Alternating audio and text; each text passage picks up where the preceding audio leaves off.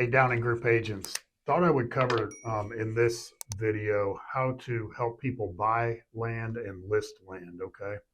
Um, so I've sold several lots in the past, and here's some things to think about when you're helping people buy or list land. First of all, you should have a survey of this property somewhere. It'll be recorded at the county. A lot of times it'll be on the county website, so you can make sure you know where all the boundaries are and things like that. That survey will also have like easements, floodplains, all those kind of things on that survey that your buyer or seller would want to know about, or a buyer would potentially want to know about. Also, you want to make sure that you know what the zoning is for the lot. So it matches the use of what your intended use of your buyer is going to be doing or wanting it for. Um, Whether or not it's on well or septic or city water and sewer is very important. And so if it is, if water, if sewer is available, DHEC won't allow a septic permit. They'll make you tap into the city sewer. And so tapping into those city sewer and water, it costs money. Usually I've seen tap fees cost around 5 grand. So they're different for each municipality. You want to make sure in your contract who is responsible for paying those tap fees prior to closing or at closing. You definitely don't want your buyer being surprised that those weren't paid. So you want to make sure they know about it. And your seller, when you list a lot, you want to know, or have they been paid?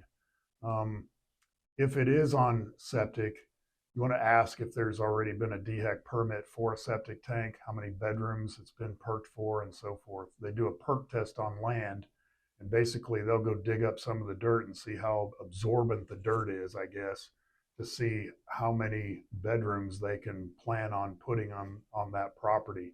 Now, here's something to make sure that you know is that if DHEC permits that land for a 3 bedroom house, your seller cannot put, or your buyer cannot put, a 4 bedroom house on there legally. Okay. And DHEC could make them, I guess, tear the house down. Either way, you don't want to mess with that.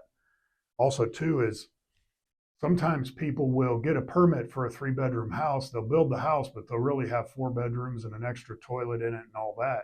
And if you're going to help somebody buy a house that's on septic, you're going to want to see that DHEC permit and make sure there's no like contradictions between how many bedrooms there really are and what's in the permit. If there are, you want to make damn sure that that buyer knows that and that that's in writing somewhere that they're moving ahead with the purchase. So, in fact, if that happens, you probably need to just call me and let's talk that over. Excuse me. So we have the tap fees. If it's on a well, um, if the well's already there, you want to have the water tested for all the coliforms, E. coli, heavy metals, and all that. Some loans require that. So if your buyer's getting a mortgage, if it's a government-backed mortgage like FHA, USDA, VA, they all require a water test to make sure that those bacteria levels are in range. So, but if you're helping somebody list property and there's a well on there, you might want to ask them if they've ever had it tested. So there's that. The the other thing is, people are buying land usually to build a house on. So there's some factors there that you want to consider when you're writing an offer. And number one, you want to like know, are there any restrictions like minimum square footage, and does the first floor have to have this much square footage, and what are the setbacks, like how far does the house have to be off the street? And usually I've seen the counties, they'll have standard setback lines like 2 feet off of the edge of the property. But again, you'll want to check and make sure of that. And then, if they've got a specific plan or build in mind, you may want to have their builder go out there and certify that yes, their house can fit properly on that lot, and not just fit, but on some hilly lots, there may be extra cost involved with putting like a raised slab or something, or a raised crawl space, or other structural issues related to site prep to build a house on it that you want your buyer to be aware of. If they do have a builder in mind, you may want to extend the due diligence out a little bit and make sure there's enough time for their builder to look at the lot once it's under contract and make sure that, yes, this all can work out. Also, too, is if there is no perk test, you want to make sure you allow time to get a DHEC permit before closing. And I would have the seller do that wherever possible. If you're the listing agent, have the buyer do that. So that can take a month or a month and a half too. You don't let your due diligence expire without having that permit. So if you put it at 45 days and you're coming up on 40, 42 days and you still don't have a permit, you need to be sending an addendum over to that seller agent, extending the due diligence at least another couple weeks to make sure you have time, and keep doing that. Put a to-do in your CRM to remind you of stuff like that.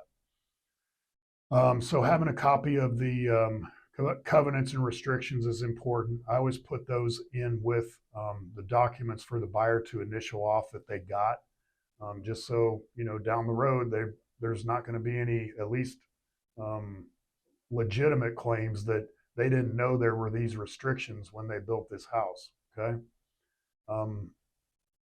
You can usually, the survey, it might, well, if there's any encroachments that were on the property when it was last surveyed, you'll see those, like a fence or maybe part of somebody's driveway is on this property, or this property's driveway is on somebody else's property. Those are things that you'll want to know about before closing for sure, and before your due diligence period is up.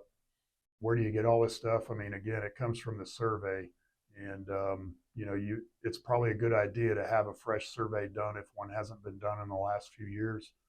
Those are, scheduling those can be kind of tough because it can take you anywhere from a week to 2 months to get a survey done, depending on how busy the surveyors are around there.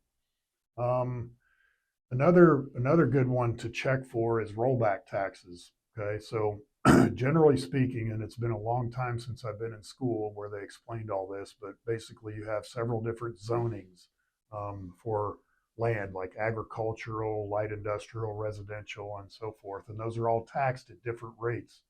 Agricultural is usually the cheapest rate. And so if they're buying land out in the country and it's zoned for agricultural, and now they're going to want it zoned for residential, the tax rate will go up.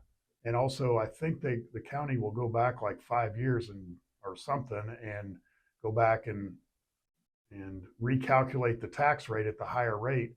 Somebody has to pay those rollback taxes. Now, that's a box that you check in the contract. And so depending on which side you're representing, you want to make sure that, your side knows who's paying for the rollback taxes when you agree upon a deal. You can have the closing attorney go to the courthouse and they can figure out what those rollback taxes are. If you're listing property like that, it's probably a good idea for you to know what those are before you even list the property. There's also there's some exemptions in counties for like ag use. For like, if it's more than 5 acres, they'll let you have a cheaper tax rate potentially, and give you the ag use rate on 5 acres or more. If you've got a house in the middle of the country, they'll let you parcel off some of the land, and that won't be taxed as much as, of course, the normal property tax stuff applies if it's primary residence or not. And the other thing I can think of that you'd want to know is, like, who does lot loans? Usually lot loans are done by local banks more than likely. So like a First Community Bank or places like that are like local to that area. A lot of the bigger lenders like Bank of America and places like that, I don't think do loans like that. So that's a few things on buying and selling land. I'm sure I missed some things. I know I just looked at my list, like lake property, that's a big one. Is it dockable and so forth? Different lakes have different requirements for dock permits and so forth. if people are buying on the lake and there's no dock there and they're counting on there being a dock, you better make sure there's a dock permit prior to closing. Okay. And depending on what lake that is, Murray, Hartwell, Kiwi, wherever, just make sure that that's addressed. You can always call me or one of the senior agents on the team to find out what that means and who to call. Okay. So there you go. If you have any questions ever on this subject, please do call, and hope that helps. Have a great day.